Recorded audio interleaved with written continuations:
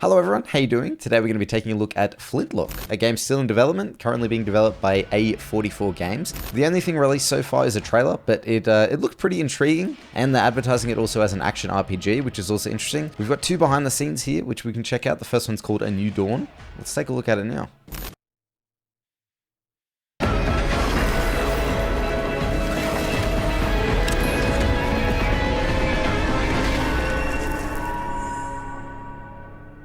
It looks really great.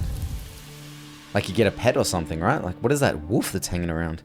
Flintlock fantasy is this genre that's built on black powder and technology and old gods and dark magic. The door to the afterlife is in the city of Dawn, and so this is where all the undead are coming from that populate the world. It's also where the gods have taken over, and humans have essentially been kicked out.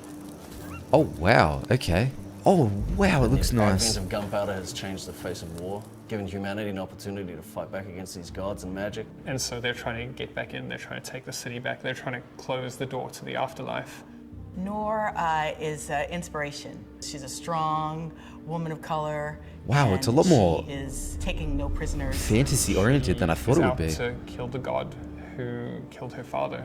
In her quest to do this, she What is joins up that? with Enki, and the two of you essentially carve a trail through this world and find a way to kill these gods. Wow, what an interesting idea. There's quite a lot of conflict happening. That feeling of like being immersed in this grungy trench war, I think, with cannons going off all around you is, I think it's pretty intense, and I'm really excited for players to see that. I'm super excited that Flintlock is going to be one of those to show that it's not just one side of the world or one person can be the hero. You know, there's many heroes with many faces. I'm really just excited for players to meet Nor and to meet Enki. I think it's going to be an amazing journey to go on for all of our people that have worked on it. It's going to be an exciting ride.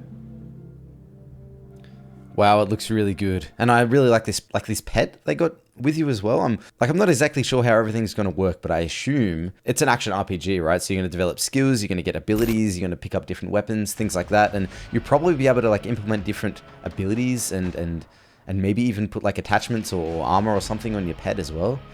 Like that's definitely one direction they could take the game. Having said that though, I don't really want it to feel like, you know, every other sort of RPG that we're seeing. I really want them to put their own little flair on it. But it goes in the direction of fantasy, I think, a lot more than I was expecting. I think I was expecting maybe more like a, you know, swords, maybe some guns, but not that many. But it seems like they're going in like a really magical direction with like old gods and like mystical beings and things like that. I'm definitely intrigued. Let's check out this second behind the scenes here. Here we go.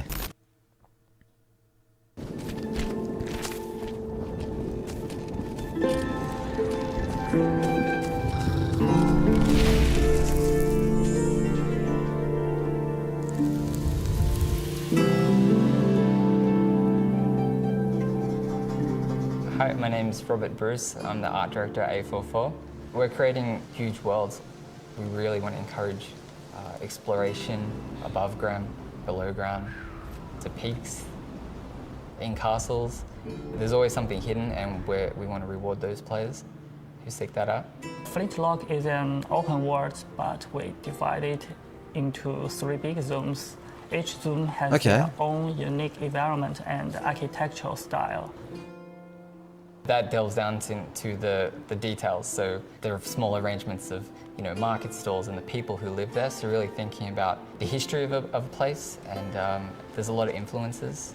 Finding that balance really of what's the story for this unique area? How does it tie in with the characters and our goals as the player? We really want to bring the gorgeous New Zealand native environment to the players that are around the world.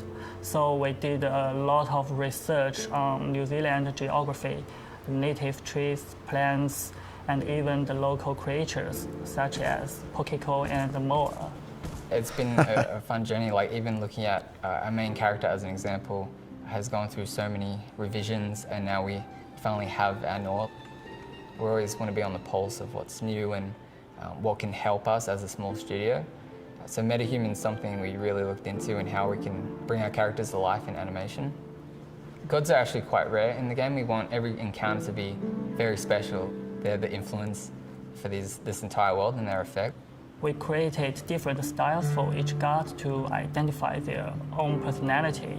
When the players meet a god, they are physically huge. This kind of communicates to the players that the gods will be really challenging enemies and how tough the battle is going to be. I'm excited for the players to explore the world and interact with the environment.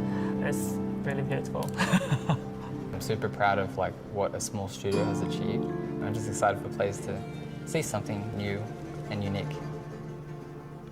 Okay, trying to gather my thoughts there because I sort of sometimes want to stop it during the video, but I feel like I don't want to break the flow of it. But I think it's better to watch these things all the way through and then discuss it at the end. So first of all, the game does look really nice, but it does also seem like they've sort of got the landscape laid out. They've sort of got the idea in their head and they've started to build it up. It's looking good, but it's still looking a little bit barren. I guess it looks like they've just got, you know, a flat land, a few buildings, and maybe a few little environmental pieces just plopped around the environment. But I don't really want to get too much into that because it is still relatively early. It's a really small dev team, and that's not what the video is focused on, right? They're focused on what the game's about. And it does seem really interesting. So they referred to it as like a big open environment split up into 3 different zones with like a different architectural influence on each zone, or a different like feel to it, I guess, different biomes, which is cool. And they got the gods. They said the gods were rare, so I guess I can see each zone has its own god that you have to face after you get to the end of that zone, and then maybe towards the late game there's a big showdown against one or multiple bosses.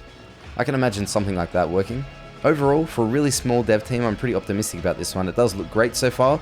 Very interested in what the release date is going to look like. It seems like it's coming along nicely, and I mean, for a small dev team, the scope of this game seems like pretty big, you know. Nevertheless, fingers crossed all goes well, and I hope they can show us more in the months to come. So that's it from me, guys. I think I'm going to leave it here. If you are interested in the latest console games coming out for Xbox and PlayStation, I've made a list in the description below. You can find that there, and I hope we see more from this dev team in the future. It looks really promising. Thank you very much for watching, guys. See you later.